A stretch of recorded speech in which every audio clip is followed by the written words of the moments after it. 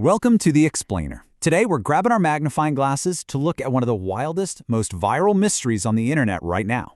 We're talking about the sudden, totally unexplained disappearance of Brian Mansell's massive Star Wars Lego collection. Now you might have seen the sensational headlines, all the finger-pointing, and the endless online drama. But today, we're stripping all of that away to look purely at the facts. Okay, let's dive right into this, because this single number is exactly what sparked the entire internet frenzy. $200,000. That was the heavily publicized estimated value of this private Lego collection when it was first handed over to a store to be sold on consignment. I mean, that is a jaw-dropping amount of money for plastic bricks, and it's exactly why people absolutely lost their minds when the entire collection supposedly vanished into thin air. So to understand where it went, we really have to look at the inciting incident. Picture this, the night of November 14th, 2024. The location? A bricks and minifigs store in Salem, Oregon. Now this wasn't just your regular Thursday night. This was the exact night of a highly tense corporate franchise takeover. The old owners were out, the new owners were in, and somewhere in that incredibly chaotic transition, a massive, highly valuable collection of Star Wars Lego just dropped off the map. Section 1. The Missing Lego Mystery. We're going to untangle this whole thing. No rumors, no wild internet speculation. Just hard evidence, timelines, and spreadsheets as we step into the role of objective detectives. Here's the essential background you need to know. Back in 2023, Brian Mansell consigned his collection to the Salem store, which was run at the time by franchise owners Crystal and Ben Gorman. Fast forward to October 2024. Corporate's getting worried about the Gormans allegedly missing some lease payments, so they actually send in the incoming owner, Brandon Best, as a secret shopper to record the store's inventory. Then comes November 14th, the handover. Brandon takes over the store from the Gormans, and that exact time frame is when the Lego goes missing. Section 2. Competing Claims and Suspects. Now, I want to be incredibly clear right out of the gate. We are absolutely not taking sides here. But the contradiction we're looking at is just massive. On one hand, you have corporate issuing a press release stating that when they took over the store, there was practically nothing left. They claimed maybe $2,000 to $5,000 worth of sets related to the collection remained. On the other hand, the Gormans firmly insist that whatever remained unsold from Brian's collection was securely sitting right there in the Salem store on the exact night they handed over the keys. So, who actually took it? Well, let's look at our suspect board. First up, standard thieves.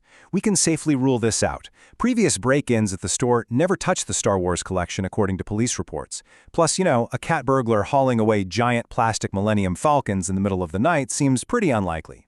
Suspect 2 is the YouTuber Reckless Ben, who made a viral documentary about all this. We can rule him out too, since he wasn't even there. That basically leaves us with two primary suspects pointing fingers directly at each other: the former franchise owners, the Gormans, and the new corporate ownership under Brandon Best. The accusations between these two camps got incredibly personal and, frankly, very emotional. Corporate representatives brought up a shoplifting and theft record belonging to Crystal Gorman from way back in 1999 to suggest she just couldn't be trusted. Crystal fiercely rebuked this, pointing out that an incident from when she was 19 years old, over 2 decades ago, has absolutely no bearing on her store management today.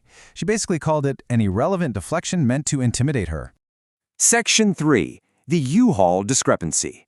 As if the personal attacks weren't dramatic enough, things take a truly bizarre turn with a mysterious U-Haul truck. The testimonies here completely clash. Corporate's chief operating officer Matt McNeff emphatically insisted that Brandon Best drove a standard rental car to the Salem store takeover. But then, an ex-employee from Brandon's other store down in Eugene, Oregon, came forward with a shocking allegation. They claimed Brandon arrived in Eugene with a U-Haul truck completely packed with used Star Wars Lego, allegedly telling the staff that Crystal Gorman had stolen the Lego and fled. Now, corporate originally denied the U-Haul even existed, but when photographic proof from the Salem parking lot surfaced showing the truck clear as day, corporate had to change their story. They admitted the truck was indeed there, but claimed Brandon rented it to move a camper trailer, not Lego. However, if we just look at the timeline, the last photo taken in Salem was at 9:44 p.m., and the U-Haul was returned in Eugene at 12:41 a.m. That incredibly tight 3 to 4 hour gap makes loading, driving to an entirely different city, unloading a massive amount of Lego, and returning the truck almost physically impossible. Section 4. Analyzing the photographic evidence. And this brilliantly illustrates why hearsay and conflicting testimonies can only get us so far. We have to look at concrete visual evidence from the night of November 14th. Both sides claim to have photos proving they were right. Corpus presented photos taken by Brandon during the takeover showing glaringly empty shelves in the store, arguing the Lego was already gone. But the Gormans provided a very plausible, totally neutral explanation for that. Due to the store's giant windows and a history of break-ins, all high-value Star Wars sets were physically removed from the display shelves every single night and locked securely in backroom safes. To finally settle this, independent investigators painstakingly analyzed over 200 photos and multiple videos taken by Crystal inside the store. By meticulously matching set numbers, they proved that at least $21,000 of Brian's specific Lego collection was undeniably sitting in that store on the night of November 14th. This completely shatters corporate's claim that only $2,000 to $5,000 remained. Section 5. Doing the Lego math. Now, what's really interesting about this data is, if $21,000 was physically there, where on earth is the rest of that fabled $200,000? Well, it's time to systematically dismantle the viral myth and untangle the actual financial reality. That $200,000 number, it was really just a hyped-up PR valuation meant to drive foot traffic. According to the actual internal inventory spreadsheet, the real median value of the collection was roughly $107,000. Subtract the $24,000 in recorded sales from 2023 and 2024, and the real expected inventory remaining on November 14th was only about $82,000. So let's just walk through the math to shrink that $82,000 gap down. Step 1, we subtract the $21,000 proven to be in the store via photos. Step 2, we subtract roughly $10,000 to $20,000 in independent storage side deals that Brian made with other buyers. Step 3, point-of-sale system data shows $10,000 in sales that simply weren't logged on the master spreadsheet. Step 4, an astonishing $20,000 was tied up in unrecorded layaways. We really need to pause on this layaway anomaly for a second because, honestly, it is truly staggering. The incoming owner noted that a standard bricks and minifig store might have maybe 2 or 3 items on layaway at any given time. But Brian's collection, it had an unprecedented 98 items marked as layaway. Crystal's defense here is that these sets were incredibly rare and super expensive, so customers constantly needed flexible, rotating payment plans to actually afford them. Whether it was bad record keeping or genuine sales, it undeniably accounts for a massive chunk of the missing value. Section 6. The final verdict. So, the crucial point is, when you gather all our mathematical clues together, this grand mystery looks a lot less like a cinematic heist and way more like a mundane accounting disaster.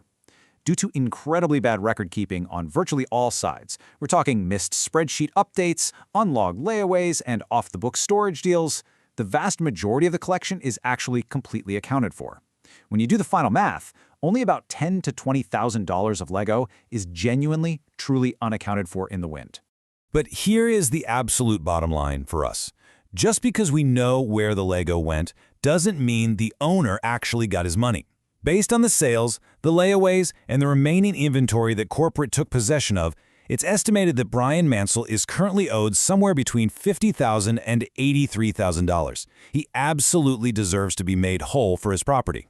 But instead of simply cutting a check and making the original owner whole, corporate took a completely different path.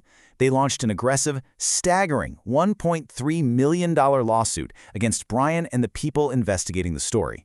The irony here is incredibly thick, especially considering it was recently revealed that corporate's own internal systems had access to the shared Google Sheet inventory list the entire time they were demanding documentation from Brian. Which leads us to our final thought.